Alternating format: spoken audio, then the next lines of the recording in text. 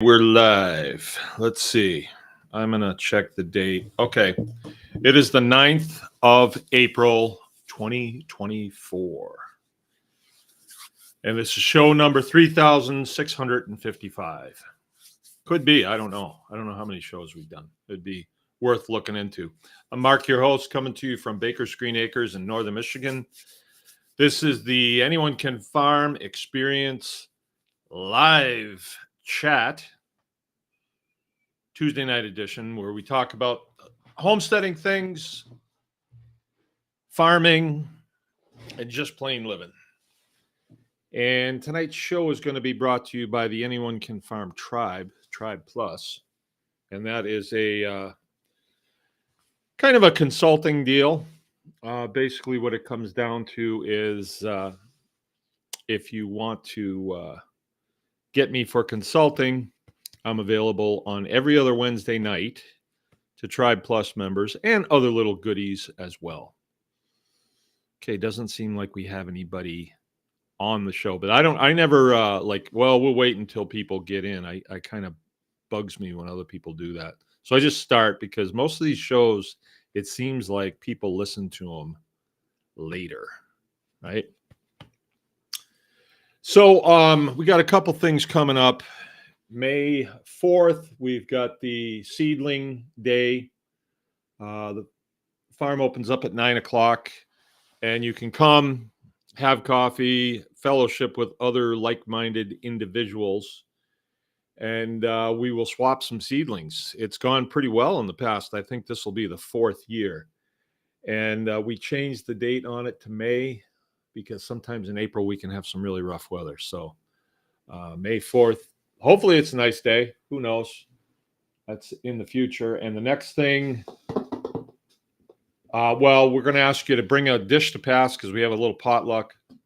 I might have some nice things to throw on the grill for meats and things like that. So I think I got a loin down there that's not being spoken for, a pork loin. So I might just keep that for that Tribe Day. Not Tribe Day, Seedling Day.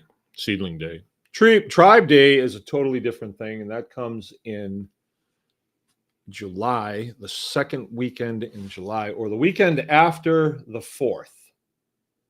Yeah, so it's the 13th. So people generally start getting here about Friday, which would be the 12th, if they're going to be camping out over at the campground. And we kind of open up the farm.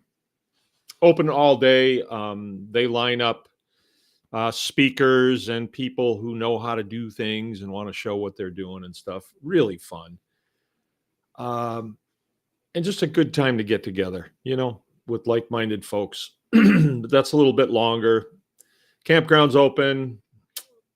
I have roasted a pig in the past. Probably do it again. I think I have one block of instruction.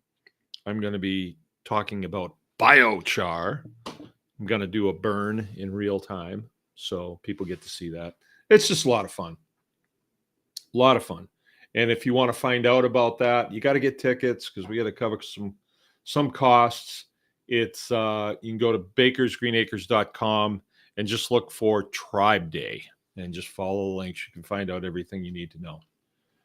The other thing that's coming up, it's not one of our deals, but it kind of is because we're going to be speaking at it, is Mitten Homestead Conference. That's a Michigan Homestead Conference. And I don't know if you guys have noticed, but every time you turn around, it's homestead this and homestead that. It's everywhere, right? All kinds of conferences and webinars and boy, all kinds of stuff.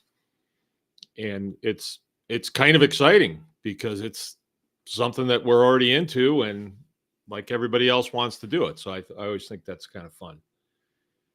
So I like to start off. I'll just tell you what tonight's show is going to be because I don't know why, but I couldn't think of anything to talk about tonight. I just couldn't. I didn't have anything on my mind. I've been working today, and it's clear out and nice, and I had things that I needed to do.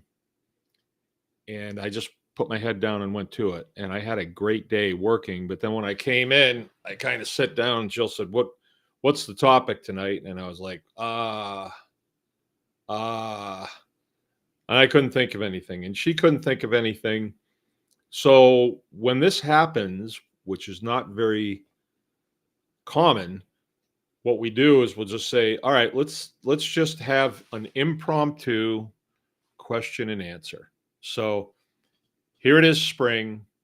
A lot of you are new to homesteading, and maybe you want to know a good place to start, right? And, I can take questions right here on the chat, and I'll just roll with it, right? Just roll with it. But so that's what we'll do tonight, and just see what comes up, just see what happens. I feel like I'm a little tired. I don't know why, but I had quite the weekend. Jill and the kids had a jiu-jitsu tournament to go to. Just me's with us. Hey. And that was down in Livonia, which is 3 hours south of us. That's down in the Detroit area. And I would have liked to have gone to watch the competition, but somebody had to stay and take care of the cows. So that was me. And as we got closer to the day, it was like, yeah, it looks like Dad's going to have to stay, because we really don't have anybody that can stand in and milk. We will in the summertime when Covey's here, because he's done it and he knows the routine. But this particular weekend, all three of my kids that are still home were competing. So it was me. I had to stay and take care of the cows. And let me tell you what happened. This is kind of a fun story to tell now, but not real fun last Friday. Not real fun at all. So they left shortly after lunch, and I had one thing that I needed to still do, and that was to go to a neighbor of mine's house and pick up a trailer, his trailer, with 15 900-pound round bales on it. And I wasn't sure if my little tractor was going to haul it. So I was kind of on the fence, like, well, is this going to work? And I've got to go down the highway for about a mile before I turn off onto my road. And I was still kind of, okay, as soon as I get this done, then, my day's done for the day. I'm going to cook a steak and watch a little TV and go to bed early. That's what I wanted to do. I really just wanted to have a quiet night. Well, I went over there and talked with this guy for a while. He's a neighbor of mine, and I know him. And I took off with the trailer. The tractor pulls it fine. I just went slow. No problem. Made it all the way to my road.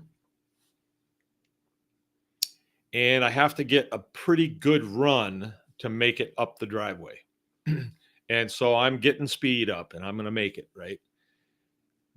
Just about then, I see something in the road that sent a shudder down my spine. And it was tracks, cow tracks. And the one thing that I really, really did not want to have happen, and you may think it happens all the time. It really doesn't. Like maybe once a year, we'll have cows that get out of where they're supposed to be for one reason or another. Somebody will leave a gate open, something will happen. And you really don't want to have that happen when you're home alone, because it can be a rodeo. Once they get out and they get a taste of green grass, they don't want to go back in and eat hay. So I see these tracks in the road, and I slow down just enough to take a quick look at them. I lost a lot of my speed. I made it 3/4 of the way up the hill, and then my tires started to spin. So I hit the brakes, but the weight of the trailer is pulling me back, right? So it's got a tow bar on it, and I have to negotiate it so I don't tip the trailer over or do any damage, or it pulls me down into the road. So that was high pucker factor right there, but I got it back down on close to the road, but still on the front lawn. And then I needed to unhook it and then go up to the barn, get the spear for the tractor, and start getting that hay off of there. But I've got the cows are out, right? And so I figure I'm going to need something to chase them. But first, before I chase them, I got to figure out who's out and how they got out. So I'm looking at my milk cows, and they're not where they're supposed to be. So I thought it's them. And I look at the gate, and the gate's laying on the ground. I take a closer look at it, and there's a little hook on it, and it's bent straight. So somebody put some pressure on that, and that is not like them. So I went down, I got on my motorcycle, got it started. Luckily, it started because I'm, not really using it that much this time of the year. And I go looking for them, and I find them. And there's some steers in with them. There's 4 steers in with them. Actually, 3 steers and one of the beef animals, but it's a cow. She's a cow. She was born to one of my milk cows, but we chose not to milk her. And she got pregnant by Endeavor. And so we just left her out there and did not slaughter her this fall. So we got the calf and we got her. She'll probably be slaughtered next fall. And so they were out and they were in the yard. And as I rode around, I found tracks everywhere. They had been all over the place. They just get real happy about being out and seeing new things and looking around, and they're bucking around. And I got behind them and I started moving them. And I don't know how I did it, but I chased them and they came right up through the front yard and went right back in where they had come out of. Now, the steers, not so much. They went in there, but that's not where they belong. But when I'm by myself, it's nearly impossible to cut them out and run them down to where they've got to go. So I wanted to know how they got out. So I raced down the hill and I saw there was a section of fence that was torn out, laying on the ground. And when I went over to it, I knew exactly what had happened. Exactly. Okay, so when those cows when they're out of hay, you know it. They start bellowing. And I could see that their hay feeder was empty. I knew they were unhappy, but I knew it hadn't been empty all day. So I said to myself, I'll take care of them as soon as I got home. And they don't just plow through fences. They don't do that. What happens generally is there's something on the other side of the fence that they see and they really want. Now, what had happened was when I was feeding them, I picked up a bale, and it was a really heavy bale. There was some bales that I bought off a guy, and I didn't buy any more from them because they're so heavy I couldn't lift them. And they're not even big, but just really, really heavy. And I couldn't pick it up high enough to lift it into their feeder. So I had to cut it open on the outside of the fence and take some off so it lightened up so I could reach it over and drop it in. Well, that's what I did. But I had done that like probably Wednesday night, and all that hay was laying there on the ground on my side of the fence, not on their side of the fence. And I thought at the time, I'll take care of that later. I'll come down and I'll throw that all in. Because I knew if it's laying there, they're going to start leaning over. And then 2 of them lean over, and then 3 of them lean over. And before you know it, they're stepping over, right? So they don't just plow through. It's usually they see something they really want. And that section of fence was not electrified. When I did put them in there last summer, there's plenty of green grass. They weren't interested in pushing on the fences at all, but now it's spring. Everything's brown inside and it's little green on the outside. So that's what they blew through. Now, the thing about that was is I knew, like, it was all me. It was all my fault. I knew what I had done. And so I had no one to be upset with except myself. It's just the timing of it. Like, it's like you leave for an hour, you come back and the cows are out. Right? Just really tough. So I had to leave the beef cows in with the milk cows for the weekend until my family got home Sunday morning, and then we were able to cut them out and run them down. I had to fix the fence as soon as I got home with the hay, and what I thought was going to be a restful evening turned into be not a restful evening at all. Not even fun. Not even like, why am I doing this? And then I barbecued a piece of steak and tried to relax and watch a TV show or a documentary, but I didn't get anywhere. I got tired.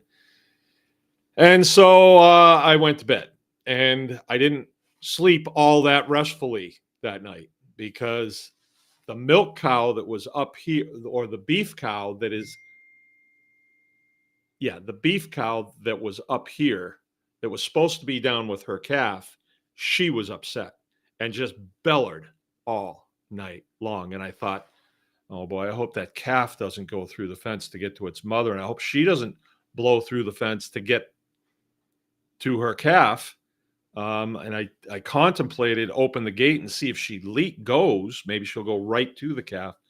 But it was getting dark and I didn't want to do it. And I thought, oh, well, I hope it holds together.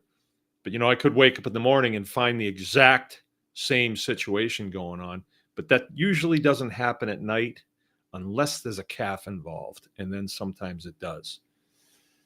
So I didn't sleep very restfully at all. Every noise that I heard, I was waking up, and I got up just for normal reasons at 6:30, and it's just getting light out. I walk through the house and I look out the back window, and in the pig pen there, I swear I can see cows laying down in there. I'm sure of it. And I'm like, oh no, they've broken into the pigs area. That means the pigs could be out, 20 of them. Now I've got the cows out, I've got the pigs out. Oh no. So I didn't have coffee or anything. I just went and got dressed, go out there, and I'm kind of thinking, okay, how am I going to do this? And I walk right down to that pig pen now that's a little lighter out, and I don't see the cows. They're not there. I walk over closer. I don't see any fences down. So, and then I go in there and I don't see any tracks. So I hallucinated. I was still asleep, I guess. I don't know. I thought that's what I saw. So anyway, it's 6:30 and I'm up. So I came in and I made coffee, and then I had to milk by myself, which, not a big deal, but it just takes me till, like 10:30, by the time I'm cleaned up. I think it was 10:30 by the time I got done, bottling and everything like that. So wasn't the greatest of weekends, when all the weight of the farm is on you. You can feel it, And so, I had all the feeding to do and all that stuff. So I was busy the whole day. I wasn't really working on any special projects or anything, just taking care of everybody's feed, everybody's water, moving bales. I had all the bales I took off that trailer down at the bottom of the hill and just left them on the lawn, and I had to get them all moved up, and it turned out okay, but it wasn't actually a very great weekend. I thought it would be kind of fun to be alone and, just kind of have fun by myself, but it just didn't work out that way at all. I sure was glad to see my family back. So anyway, we're going to do some, let me tell you what then I had to do. Like when that was Sunday, they got back. We put all the beef cows back in where they belong. Everybody got fresh bales. And then Monday, it was like, I got a fence. I'm fencing today because when spring comes, that's when the cows start chasing the green, right? So their fences have to be on and they've got to be working good. They've got to be hot. And the more electric fence you can get going, the less chance that they're going to discover an area that is not electrified and then start going for it. So what I have to do over the next few days is just shore up every electric fence. Just check it, just ride it, make sure it's all good. There's a couple places where I know it's not good, and I've got to get in there and rework it. Which, it's kind of, fencing is an ongoing thing. If you keep livestock, it's not just build it and walk away. It's build it and rebuild it and rebuild it and rebuild it because they damage it. I cannot imagine being a rancher and not having electric fence because, these big animals, they just lean up against everything. And I don't care what it is. They're 2,000 pounds and just their weight on anything, breaks fence posts off, stretches fence, electric is the primo, but then the backup is barbed. And, if they get poked, they back away, but if it's something they really want, they'll go after it. So that's what I'm doing. So today, my priority, I had a guy come to buy some pigs today. I sold 6 pigs today, which was nice. And then I had to milk this morning. Me and Frank milked. And then after that, it was just kind of just taking care of spot fires here, just making sure everything was the way it's supposed to be. And then here I am. I'm back in. But tomorrow's going to be a fencing day as well. And maybe I'll be heading up to Keith's is Keith here?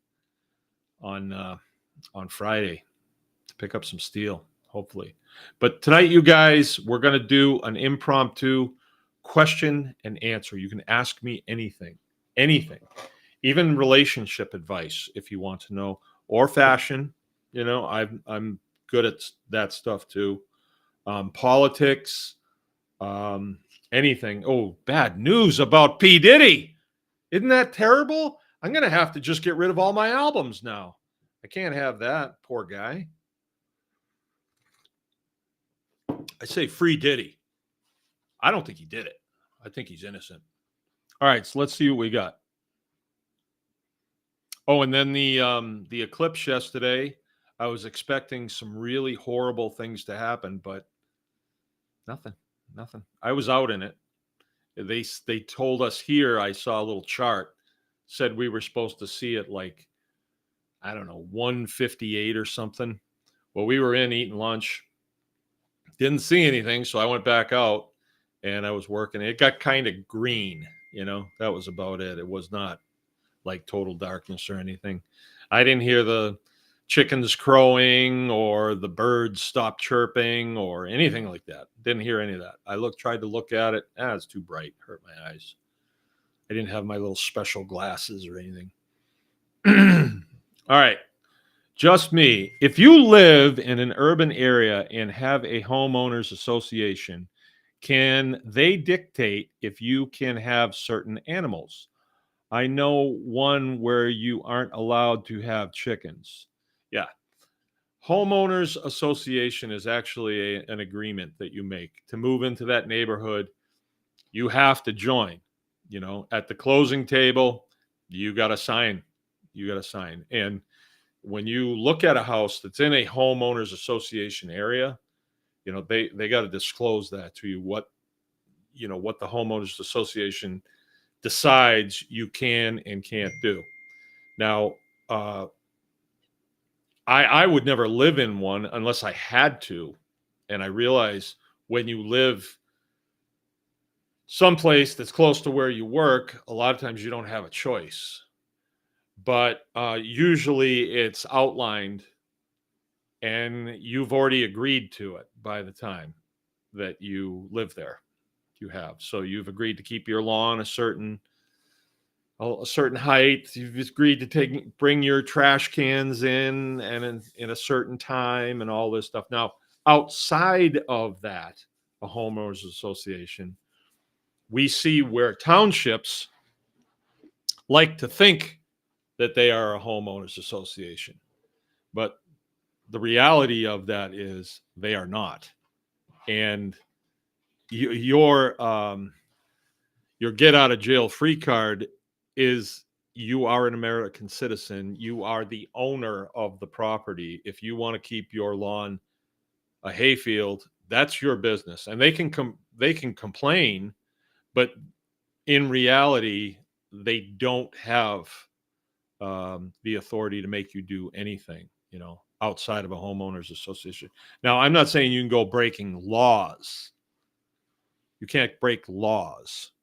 If you break laws, you'll encounter law enforcement officers, and they have the authority to ding you if you break laws. And usually it's, an arrest or something of that nature. But let's say that you live in a township, and we've solved these many times in the last few years, and a township will say, well, you can have 3 hens, but no roosters. Well, sorry, but the Fifth Amendment to the U.S. Constitution says that my life, my liberty, and my property is protected under the due process of law. And unless there's a law, they can shove it. And that's really all you don't have to try and convince them that you're right. Just let them do what they got to do. And if you do get summons into a civil court, well, a civil court is all about contract law. And like in a homeowners association, you have engaged in a contract. And if they haul you into a civil court, they're going to say, hey, this guy's violating his contract. And the judge will say, well, yeah, you are. And you got to either rectify that or, there's going to be some sort of penalty. But outside of a township, outside of a homeowners association, no, they can't. They try all the time. They try. A lady on my feed, I said to her, we really need to talk, because she's saying that the township is collecting $45 off of her per year so she can keep chickens in her yard. That's comical. But if you pay it, you gave them what they wanted. I mean, you just emboldened them to increase it to $50 maybe. Hey, we got a good thing going here. Oh, you want to keep a pony? Oh, that's $75 a quarter. And it goes on and on and on. And with no pushback, nothing holds them back from saying, it sure would look nice if all the houses on this block were painted the same color. Why don't we just make a rule? We'll make a rule, and then we'll say, yeah, it's a $50 fine if you don't do it, right? So that's what townships do, and citizens don't push back, and then they complain that we're losing our freedoms. You're giving them away, like it'd be like complaining that, well, these people are breaking into our house and stealing. Well, don't let them. Don't let them. Meet them with a baseball bat or something else. And actually, what we have found is township personnel, in order to work for the township, they have to take an oath, and their oath is to protect and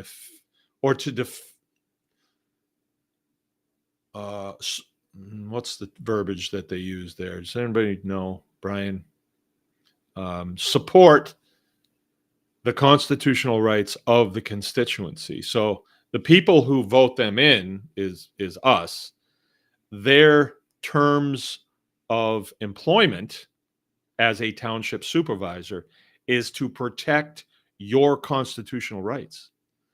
And so you have the right to own anything that's not illegal. Anything that's not illegal. And you may be saying, well, that doesn't seem quite right.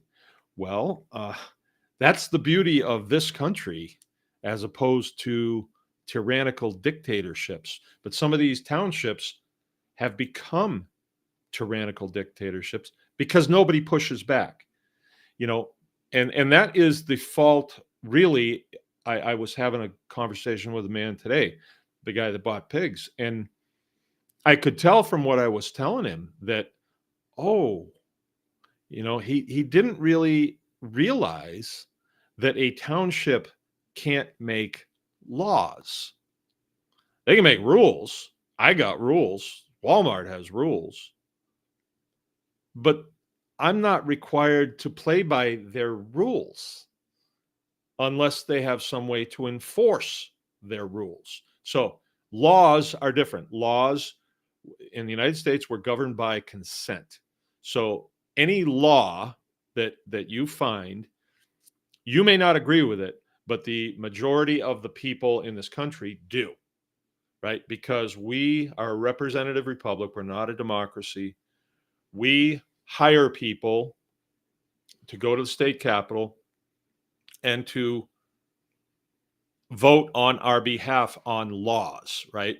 And, laws are made at the state level and then at the federal level. They are not made at the county level. There are no laws made at the county level. Anything that's made at the county level is ordinances sometimes. But the problem with ordinances is they don't have a legitimate mechanism to enforce them. They're not legitimate. So but you have to push back on those. You have to, unless you're in the wrong. Well, Matt Kovac's with us. Right on. Okay, so if you do live in a homeowners association, if you live there, just the fact that you live there, you have already agreed to the rules of the homeowners association. It's like if you belong to a yacht club, let's say, before they let you in, they say, okay, well, here's the rules of the yacht club. There will be none of this, and there will be none of this. And you say, oh, okay, well, I agree with that. You sign up, they let you in the yacht club, and then you violate that. That's not good. You shouldn't do that. You agreed, so let your word be your word, keep your word. All right. Yeah, Brian's saying a husband and wife on the board makes up 40% of the board vote. Doesn't seem right. No, it seems like a conflict of interest. Seems. I don't know. I saw where you wrote that on Facebook, and I've been kind of thinking about that.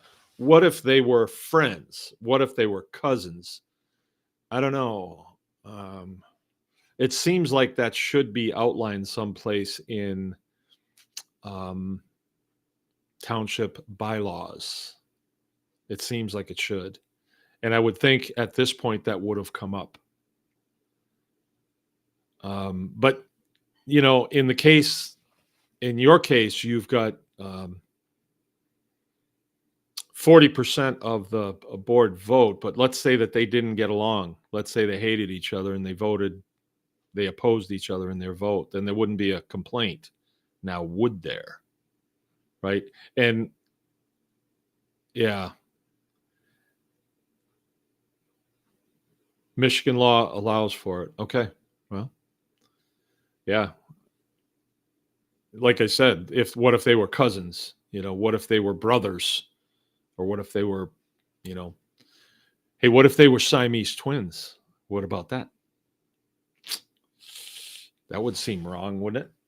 If they shared organs. Yeah.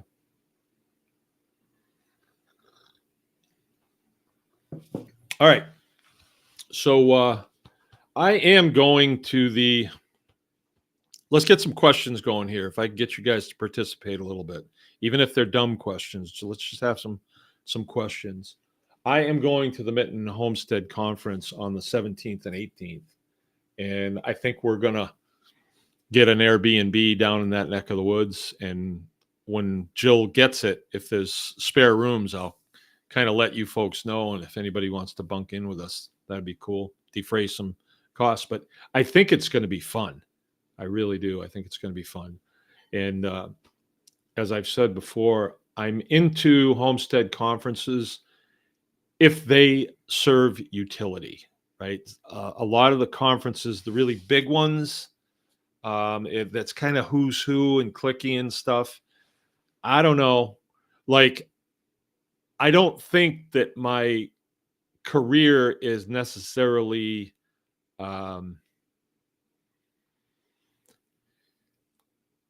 celebrity status. I really don't. I'm questioning that because I see so many of these up and coming big name homesteaders that just have these massive channels and views, and they somehow they infiltrate my feed on Facebook. I guess they must pay for it. So I see their ads coming in on my Facebook feed for these homestead, webinars and all this stuff like that, which I think is great because I like to see this. But I don't know if that's really the direction I want to go. I've got the land, I've got the skills, I've got the energy, I've got the brain power to actually do this and make really good gains with it, make a good living at it. And so parting myself off to go like to Mother Earth News and, everybody, oh, you were a presenter at Mother Earth News. Yeah. So what? It doesn't pay the bills, right? They don't pay you to be there. It's one of those things where you supposedly come home and you still have your speaker tag and you show it around to your family. Hey, I was a speaker at Mother Earth News Farm Conference. Yeah, who cares, But to me, if it's a utility, like it's going to make all boats float higher where I live, I would like to see 50% of the people that live in Michigan get into homesteading. I really would. Then, do you imagine the voice that we would have in Lansing? Can you imagine that? We don't have that right now. And the people that have the voice is industrial agriculture, but that's for a lot of reasons, and they've worked hard at it, and so you got to hand it to them.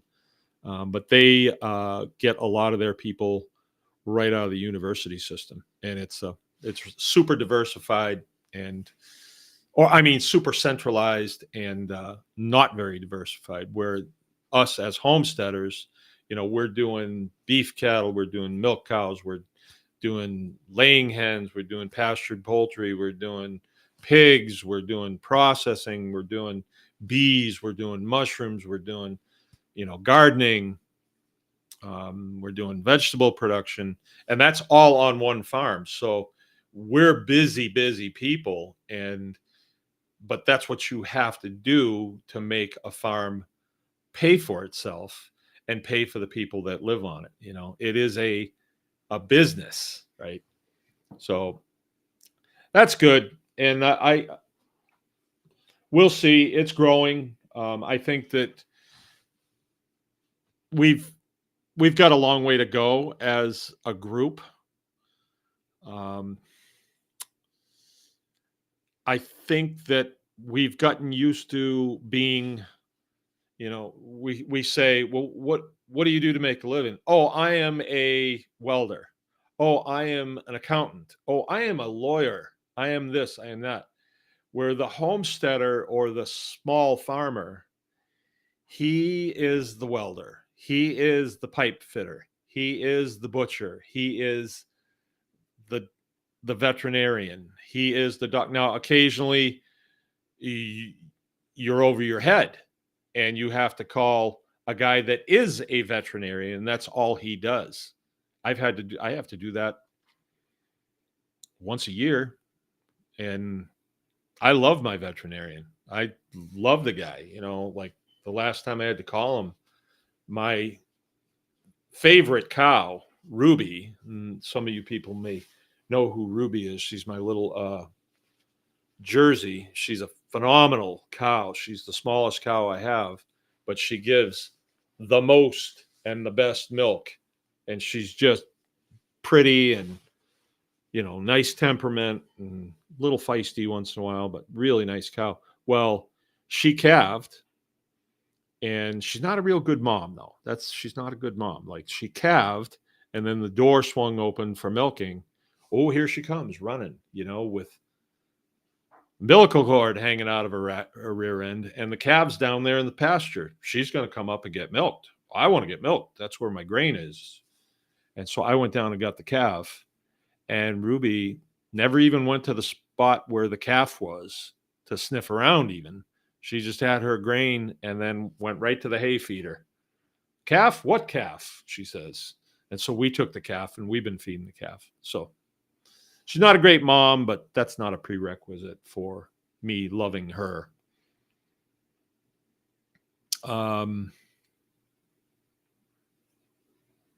Yeah, and the next day after or that evening, there she was laying on her side with her legs straight out. I was horrified, and we couldn't get her to stand up. And so I had to call the vet, and he was closed. And he said, well, okay, I'm heading home. I'll swing over. And he came over, and he gave her calcium, and he did a couple other things. And sure enough, she got up. I mean, I wanted to hug him. He saved her life, really. And yeah, it's a great thing to have specialists. Okay. David Duncan is saying he's just emerging from his bunker. Everyone survived the apocalypse. Yeah, the eclipse or the ellipse. Yeah, everybody survived. I don't think anything really happened. It's the strangest thing. They're calling out the National Guard in some states, declaring a state of emergency. But I don't know. The world is extremely weird. And I think living on our farm, I don't see a lot of it. And I paid very little attention to it. I paid more attention to Fannie Willis than I did the eclipse. Fannie Willis and Letitia James. Great names, huh? Just great names. I love it. And P. Diddy. Whoa, awesome. Although those instances, I just want to say this real quick because I'm kind of kidding, but I'm really not. I have paid attention to that because in the years gone by, you've heard the statement that you can indict a ham sandwich. And that's exactly what they've done. Not that Trump is a ham sandwich, but they've indicted him for no good reason. And it seems to be like there's no oversight at all. You have somebody like Letitia James. Have you seen that action? Man, what a horror show. Can you imagine? And she is calling the shots. That broad's worth $30 million. Yeah. It's like, oof. But she's not going to get away with it. And I think that's indicative of the change in direction of our society, right? Because this is corruption that's at a city level, the Letitia James thing. But the Fannie Willis thing is just a county. She's a county district attorney. And she just ran on the fact that she was going to prosecute Trump for, election misconduct. And it turns out now they're finding out there was misconduct there and a lot of it, and it was never actually certified. And so the tables have turned because now you have a guy like Trump who, love him or hate him, he's a successful businessman. And so he's able to hire not punk attorneys that work for like a county system, but real high-end smart attorneys that are going in there and running circles around those people.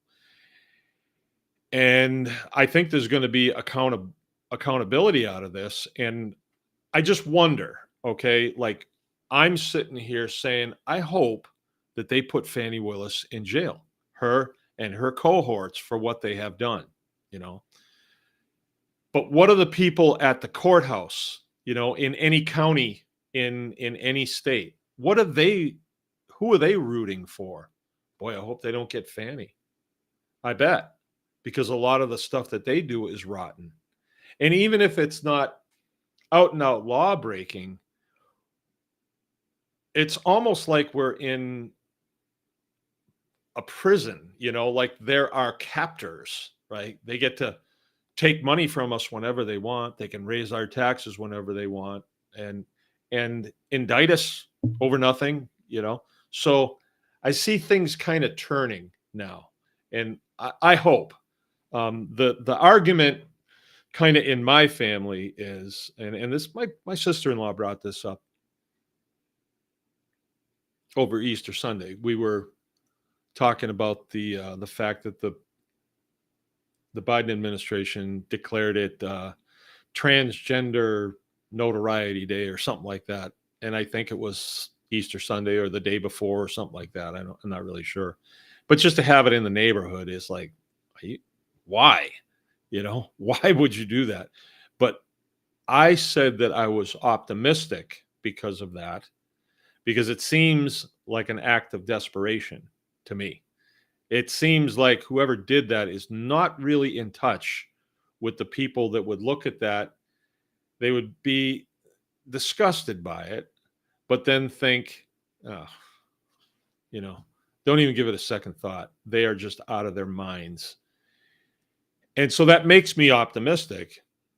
And she doesn't believe that society will get back on top of the evil that exists, you know, the transgenderism, the homosexuality, all the things, you know, the lying at the state, county, federal level, the theft, the parasitism, the usury, all that stuff. She doesn't believe we're going to get on top of that, because this world biblically is not supposed to make it, and we're waiting for the return of the Christ to rule for 1,000 years. That's what the Bible says. So she believes that's what's going to happen. And I guess I've always been a tarry till I return type person. Like, no, we need to resist this. We're fighting for a well done, my good and faithful servant one day, and to just allow evil to happen. No, I'm not on my, I mean, I'm not going to allow it in my house. I would be, if I have the power to project that into my community, I need to do that, right? Or else the blue hairs will do it, and before you know it, they'll be knocking on my door saying, we want your children.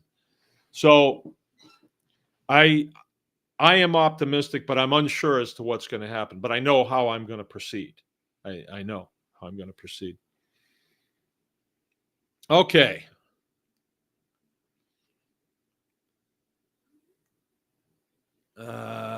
Just me. Do cows have to get injected? Injected. Did I miss a comment?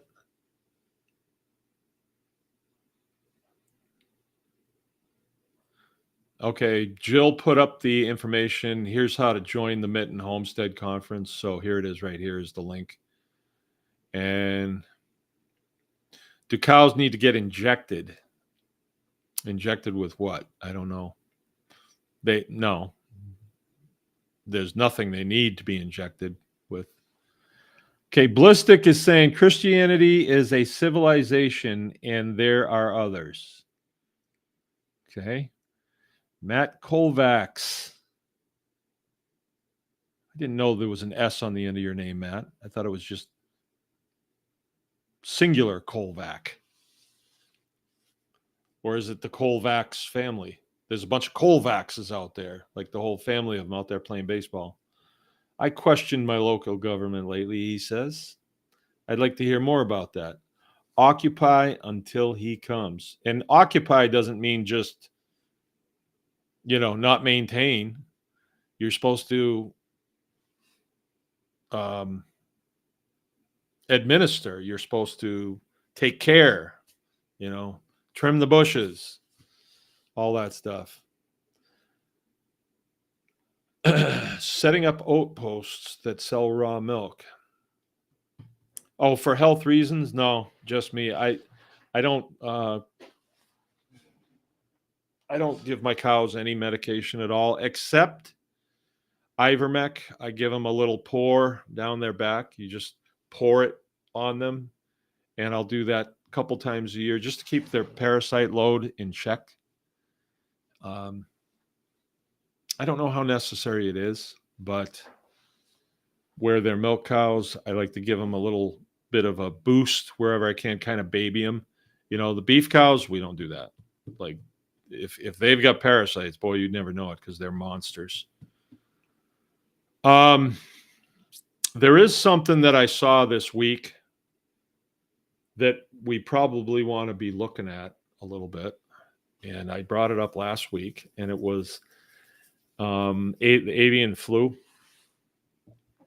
And, there's been several videos that have come across my path. And, yeah, it's definitely what you're looking for in something like that is, are they advancing?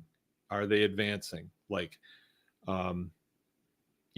at the state level, the people at the state level, they don't say, well, I think we'll go after avian flu this year. No, it's coming from a much higher level.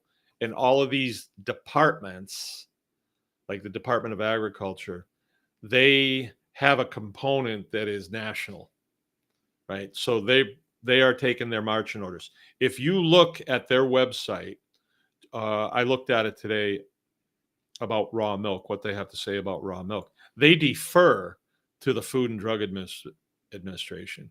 They say, well, the FDA says, so that's what we'll go with. And they tell you, how deadly raw milk is.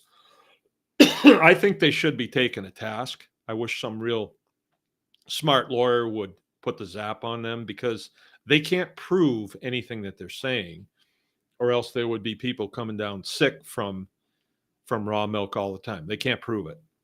So for them to say something like that on an official website, it seems a little irresponsible to me. Instead of saying, well, some people, some free Americans, some Americans who are free prefer raw milk. So here's how you do it safely. But instead they just say, no, it's deadly. My kids have grown up on raw milk. And I know lots of people who grew up on raw milk. And they're in their 60s and they're doing fine. They've never been sick from raw milk. I've never been sick from raw milk. If you look into raw milk, it is really a superfood. Really a superfood. So we have the opportunity to actually kind of nurse like we did when we were a little kid on our mother. We have the opportunity to do that again. And what you're doing basically with that is you're kind of stacking the deck. You're, people don't think twice about, well, I'll take a 1-a-day vitamin. Nobody's going to look at you funny by doing that. But really, like Centrum Silver and 1-a-day and all that stuff, they've proven you can't absorb any of that stuff into a human body. It's got to be in a form that you can. And cow milk is that. It is that. So many of my customers will go to great lengths to get here and get their milk. Milk at the store is $1.79 or something like that, but they can't drink that milk. They cannot drink it. They have lactose intolerance. They really don't. That's not really what it is. What it is their bodies don't have the excess enzymes to break down the store milk. Now, if they're drinking raw milk and then all of a sudden you have a glass of store milk, no problem, because you've got the enzymes built up in your gut to deal with this, whatever it is. Because it's not even milk anymore. You know, they take it and they cook it to 165 degrees at least, and then they take a bunch of stuff out of it, and then because they've taken all the cream and the fat out of it, they've got to put other stuff back into it to make it taste like milk, but it's not milk. And pretty much the way the human body reacts to store milk is the human body doesn't know what to do with it, so it stores it, and that's not good. That's not good.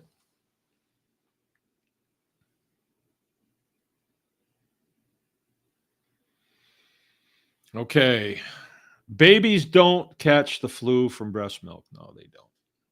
And, you know, when you read what's coming out about the avian flu, if you read all the stories, and I went through several of them last week, um, they are purposely nebulous, but you do draw from them that, well, so long as the milk is pasteurized, it's safe.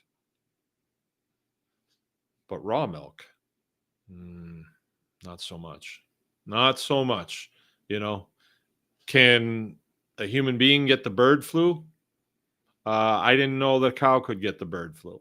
So we have, but, you know, we never knew that Chinese people ate bats either and made bat soup. We didn't know that. We know that now. And then the Wu flu got into the Chinese, and then the Chinese, I don't know, they let them come to the United States, and that's how we got it. That story. Do you see do this? They just come up with a story and then they force it through the mainstream media. And every time they run one of these ops, they get more people over to their side. It's like they get dumber. And, you know, somebody said, I saw this on Facebook yesterday, that if they told the public that you would need to get a vacuum eclipse, half the population would have rushed out and got it. And I believe that's true. I really do. People are getting dumber and dumber, but the people who don't buy into it are the gap is widening. It is really widening between the two groups.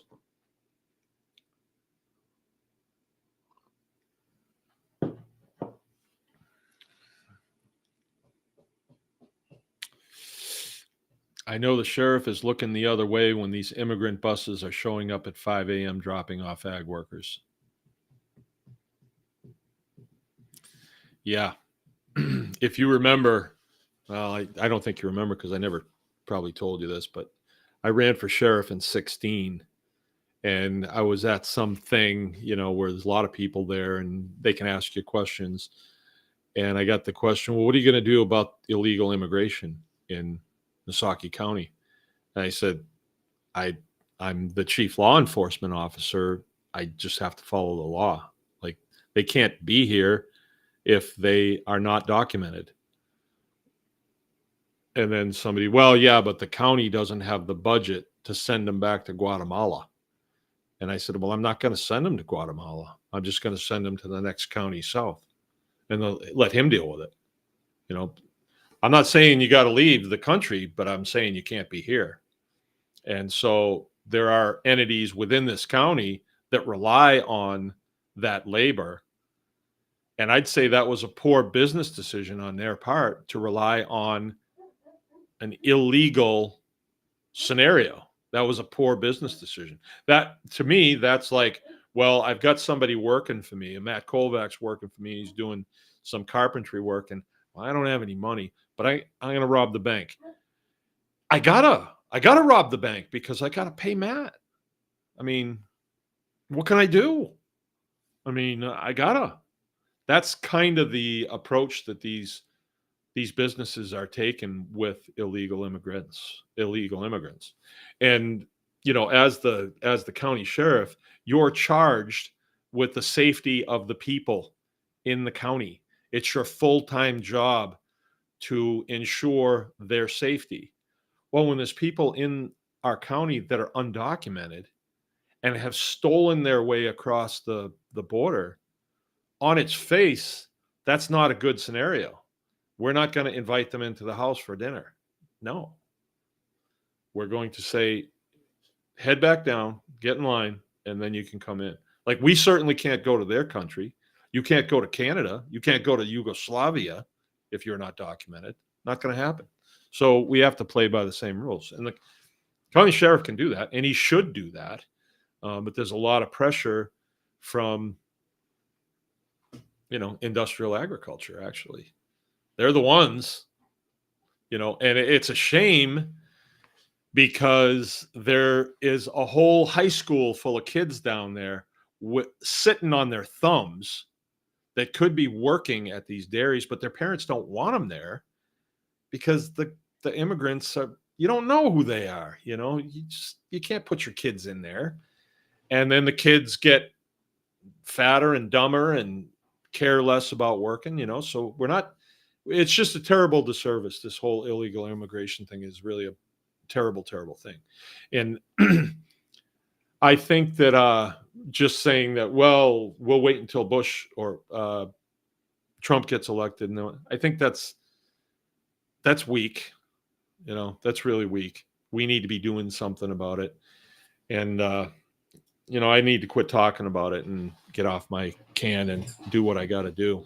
I don't necessarily have to run for sheriff anymore, but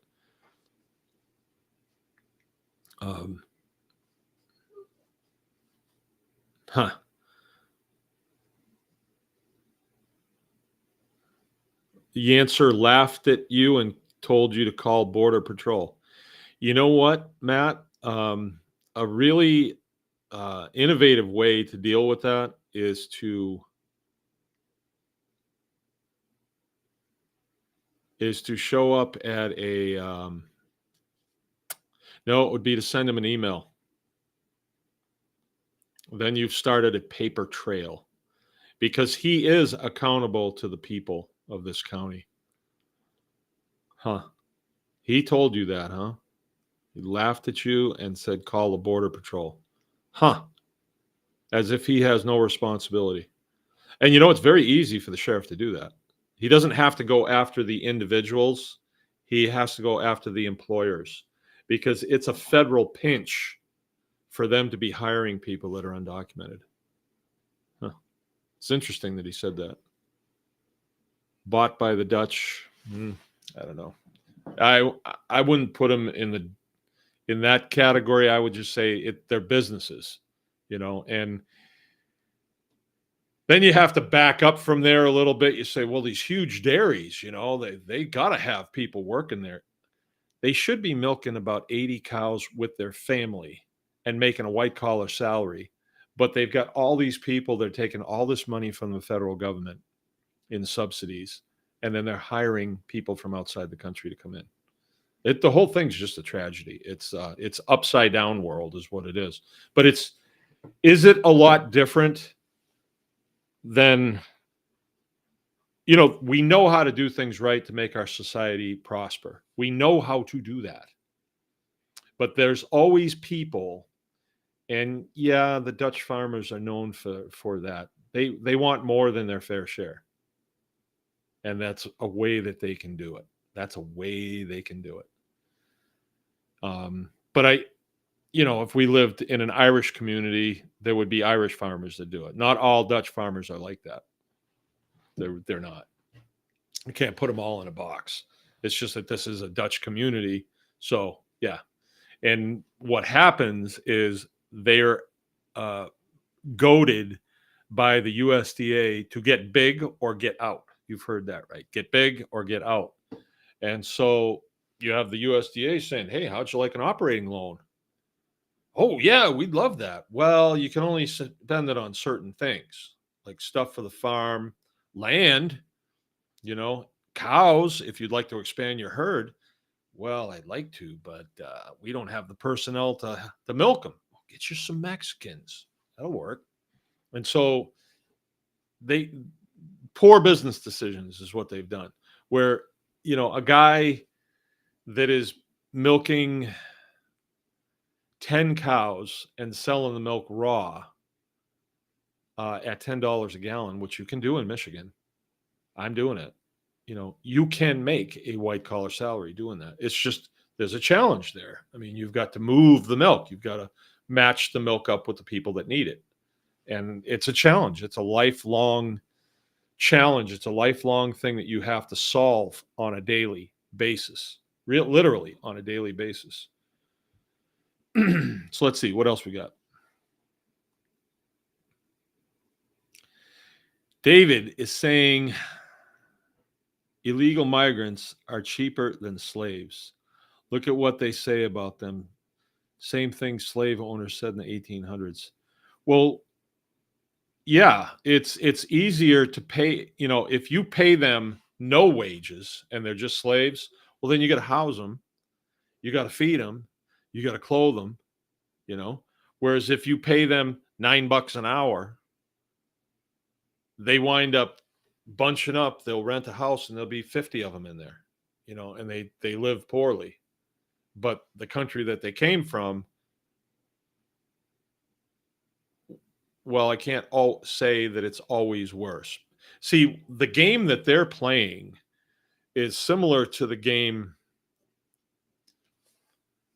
I've actually been involved in this in a different way. All right. So working for the U.S. Air Force in the States, I'm not making that very good money. You don't make that good of money compared to somebody that's a carpenter or a truck driver or something like that. But it's sort of a way of life kind of thing. But then you go and you live in the Philippine Islands and you're making GI money in the Philippines. Whoa, that's good money. You can have a housekeeper. You can have 2 cars. You can have 2 wives if you want. You can have anything you want that they have there because you're rich there. Well, the Guatemalans and Mexicans and all those guys, it's tough living down in their country, but they come here and wow, the wages are great. So we don't think of $9 an hour up here as really good money, or 10 or 13 or whatever they're getting. But in their country, oh, that's good money. So they accumulate all this money. They live hard. They live in a congested situation, but it's temporary. They're not coming here to live. They're coming here to work, and then they go back to their country and they get a car and they put a big stereo in it and irritate everybody. That's what they do. They have no intentions of staying here permanently. So a lot of these commentators are coming out and they say when Trump gets reelected, there's going to be a huge deportation. They will just leave, because I believe what Trump is going to say is, law enforcement, you really have to start taking care of this. And citizenry, if your law enforcement doesn't do what they're supposed to do, we need to know. We need to know at the federal level. And then Sheriff Yancer is going to be like, well, I guess I gotta, because he's in between a rock and a puffball. And the puffball is the citizenry. He says to Matt, call Border Patrol. And Matt's like, well, I guess he's not going to do anything. But when the citizenry unites and says, we've had enough, you get rid of them or we'll get rid of you, then you'll see him move. And it's not a hard move. He's just got to say, okay, it's time to leave. You's got to go. You's all got to go. Or somebody's going to run against him that will. Because people are sick and tired of it. And if you ran now, like let's say I ran for sheriff again now, and this is coming up in 2024, this November actually, and I ran on a platform of hasta la vista, baby. Oh, you'd get elected. You would get elected. Now, the farms, the owners of the farm, they got 1 vote. But the majority of the people of Missaukee County, there's 12,000 people, they're not owners of these mega farms. And like the mega farms now, like the one up here, the guy doesn't even live around here. He doesn't live in this county. The one, the big one right up here. And I don't know. So the dominoes can fall really fast.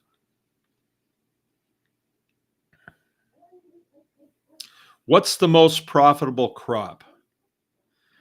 Well, that's a deep subject. It depends on the resources that you have.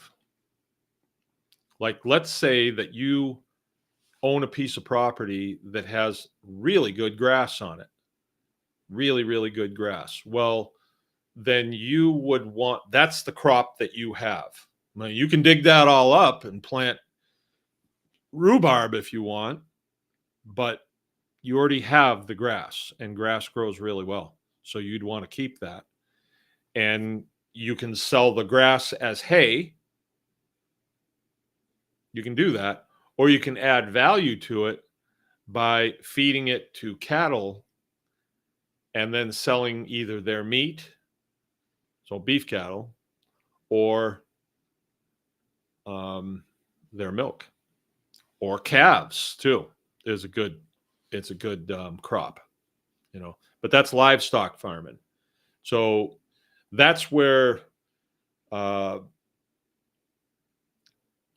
herdsmanship and farming come together right there. But let's say you don't have hay ground. Let's say you don't have a lot of grass. Well, then you'd probably want to do something else. So, but I mean, if you're just asking what is the best crop, I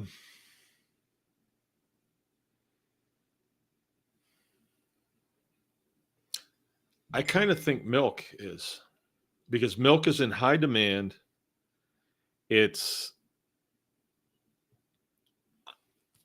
But it's a I wouldn't say it's an always thing. It's not always, I don't think, in my opinion. 2 years ago, raw milk in this area, nobody was selling raw milk in this area. When we started making it available, we had like 3 people that wanted milk, and they were kind of like, yeah, if I'm in the area, I'll take it. No, we got to have you in a contract. And then, no, I don't want it then. Well, now, after we've been taking milk into Cadillac twice a week, and we have people coming through the farm and grabbing milk, now it's picked up. It's really picked up, because what happens, the majority of the people that want the milk are either people with health problems that need it, or mothers that want their kids to have every advantage that they can give them in this world. The kids are only in the home for a certain amount of time. You give them every advantage that you can. It might be easy to buy the stuff at the store, and cheap, might be, but you're gonna kick yourself for it when those kids are, have zits all over their face and are dumb and deformed and bad attitudes and everything else. But if you can get good food in them and then guide them, then you'll have good children. So when mothers find a good source of raw milk, they will share that information with their friends. So you won't see a Baker's Green Acres billboard out on the highway, raw milk this way. Not because I'm afraid of the Mounties coming or anything, because they're not going to. That's just a big misnomer. But you really want word of mouth customers. You want people that refer one person to another, because then you're going to get good customers. Usually people who want raw milk and are seeking out raw milk, they already know a bunch of stuff about health, about their own personal health, about the food, the stuff they should eat, stuff they shouldn't eat. They already know that, right? Because milk, actually, when you get to the point where you're saying, okay, I want raw milk, you've you've made a couple different levels of effort to get yourself in a healthy condition. Okay, what else we got? Most profitable crop. Yeah, see, so I think milk is good, but see, then again, you have to take into consideration on a homestead or a farm, a small farm, we're trying to make a living. And we butcher cattle in the wintertime. We don't butcher them in the summertime. If we were going to butcher them in the summertime, then I'd have to have a built out shop that has a lot of HVAC. So we're burning a lot of electricity. Big investment in the first place to get into it. So if you've invested in it, you got to keep that thing running to pay it back. Well, I don't want to butcher cattle in the summertime because we're butchering chickens in the summertime. Like we have a chicken butchering business. So we're doing chicken butchering once a week or sometimes twice a week. And we have a chicken production business too. So, I can't be doing both, right? And that's what modern agriculture does. They'll say, well, you should do chickens. So you should do 10 million chickens. Who wants to do 10 million chickens? I don't even want to do. We do like 4,000 chickens a year. And by the time we're done with chickens, I don't even want to eat chicken. Honestly, I don't. It's not like I would want to do it year round. I couldn't imagine doing that. So when we get done with chickens, then we do turkeys. Get done with turkeys, then we do pigs for a few months, 2 months, and then we're right into cattle. And then that comes to an end. We're cleaning up, and then we're getting ready for spring. So that's how we do it. Yes. Can I have some thumbs up, please? Just me is reminding. Thank you. Give us the thumbs up. So the most profitable crop. So what I'm getting at is milk is a continuous thing.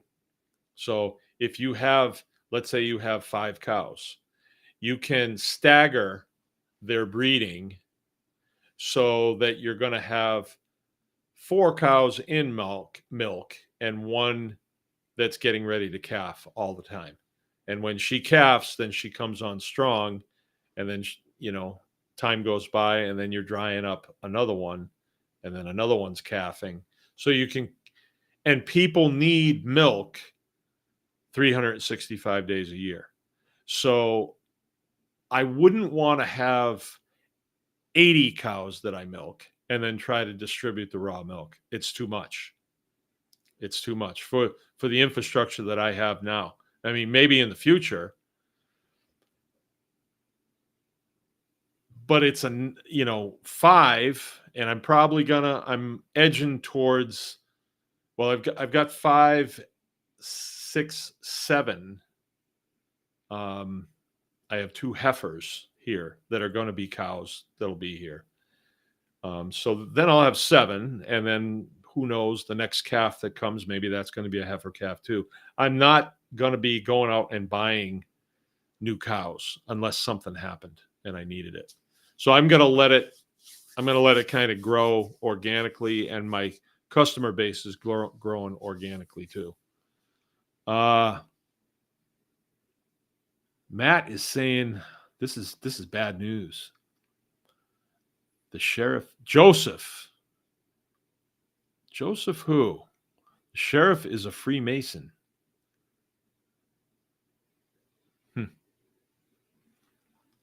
I don't really know the guy. I stood behind him in line one time. I don't know.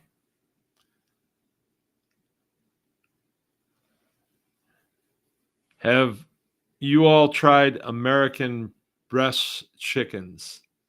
Pricey birds. We haven't. I think we ate one here, but we haven't raised them.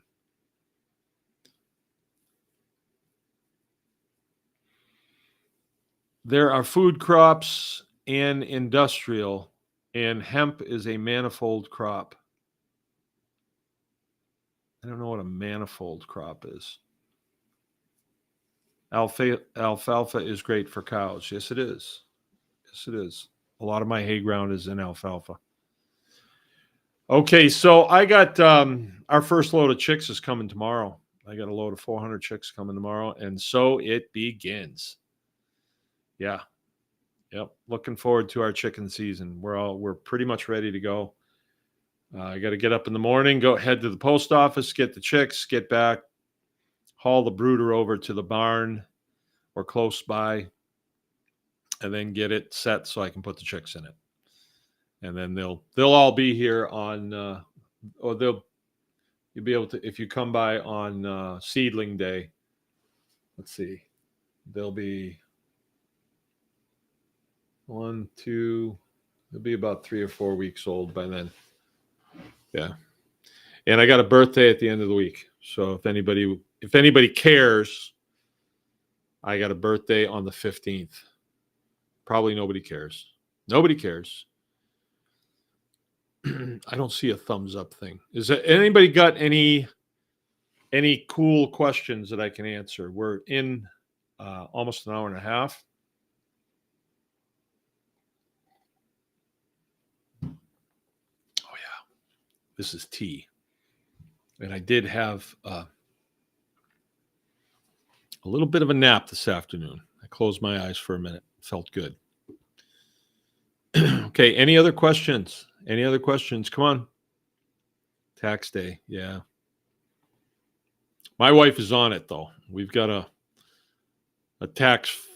accounting firm in Cadillac, and Jill stays right with it. We've already got our taxes back. So no worries. But I think it is opening day of trout season. I believe it is 15th, fishing season. Anything else? Anything else? Going once, going twice. All right, so let's keep an eye on this bird flu thing. If anybody hears anything interesting, please forward it to me. And we'll kind of take it as it comes. But I, for one, plan on continuing to milk cows and distribute raw milk. I don't really care what they say. If they have a law, if they can get a law going, the problem is there are laws that they can pull off the shelf. And I've heard that the hoof and mouth law is one that they can use against farms. So if that happens, then I guess we'll take it as it comes. But we'll see. I'm real happy milking cows right now, and it's going good. So I would hate to have to alter my plans at all. But of course, it would be for the safety of all humanity.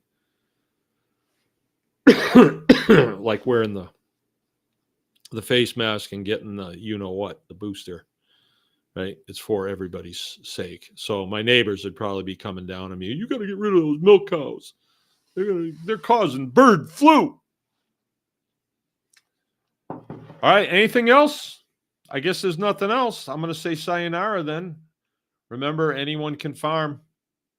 No consulting call tomorrow night. We had one last week. Sayonara.